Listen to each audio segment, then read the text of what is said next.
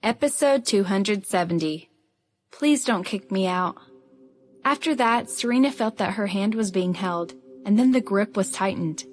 The man pulled away, turned around, and saw a woman sneaking towards the money box. Seeing the man turning his head, she was shocked and ran with the suitcase. But how could she be faster than him? Serena was furious. She got up and found that her hands were actually tied to the license plate of the car. The man caught up with the woman in 2 or 3 steps, reaching out to stun the woman, and then tied the woman's hands and threw her into a corner where Serena could not see. The man collected the box of money and jumped into a white cabriolet, waving at her without turning back. Then the beautiful engine sounded and the car quickly drove off. At the same time, the 2 children ran over to her. "Mom!"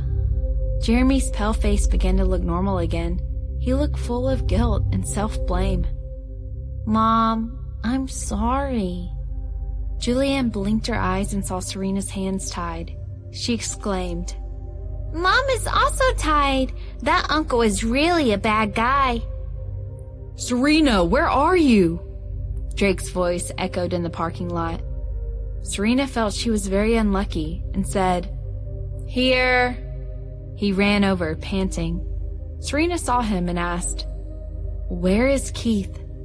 "He's on his way. This place is a little far from the company." He saw Serena's hair and clothes all rumpled and messy. He asked, "What happened? You fought someone?" Serena felt a bit irritated. Trying hard to straighten her clothes, she said, "Untie me first." "Mom, I have a knife!" Julianne suddenly remembered something, jumped, and ran off. Serena saw it and shouted, "Jules Robinson, no running!"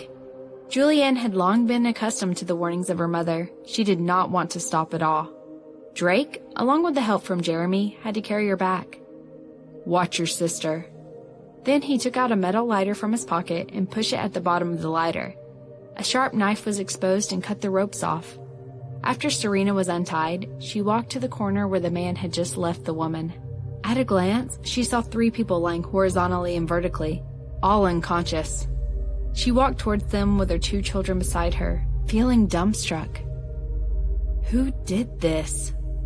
"This is the person who kidnapped us," Jeremy said, pulling Drake's hand. "Call the police," Serena said, and then looked at the surveillance cameras of all corners of the parking lot. They were all covered with white tape. It seems that this kidnapper was well prepared for stealing from thieves. Simply hateful. Serena thought of the feeling of being held by that pervert man, could not help feeling furious. Gritting her teeth, she bristled. Make sure to find out who he is.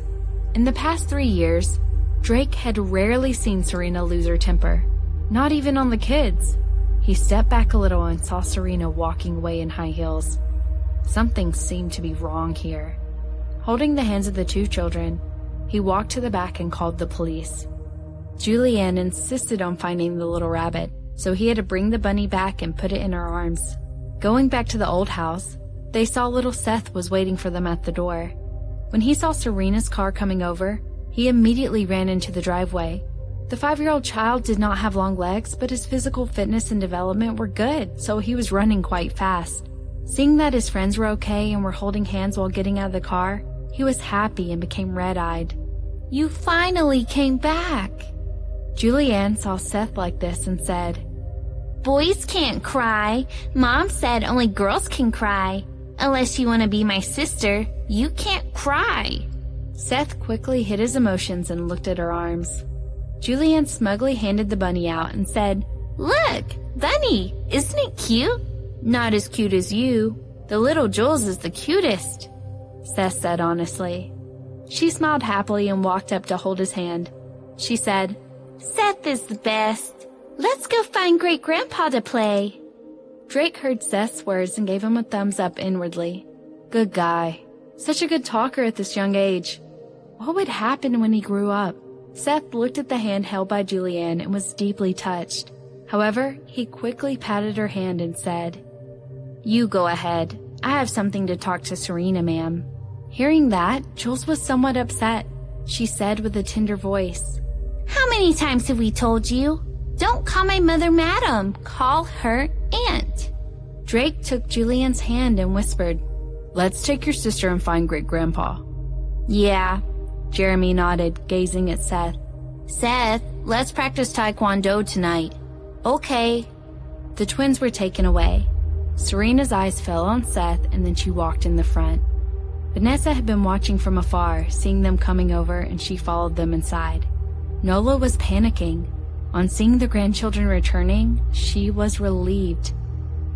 Seeing that Seth came in with Serena, who asked him softly, "Why didn't you keep an eye on them? Knowing the little princess is naughty, you should be with them all the time." Of course, she was blaming Seth. Seth licked his lips, nodded, and lowered his head. Soon, tears gathered in his eyes, and he kneeled in front of Serena, whispering, "Madam, I know I did wrong. I will take care of young master and the little princess in the future. What happened today will not happen again in the future." His life was saved by Madam. He knew from the very beginning that his obligation was to protect her two children. If even this little thing couldn't be done well, then he did not get to stay in the Robinson family. After all, he was a bastard. Even his biological mother wanted to kill him. If Madam and Sir, who had been missing for 3 or 4 years, did not come save him, he would not exist in this world. Seth knew this. "Please don't kick me out."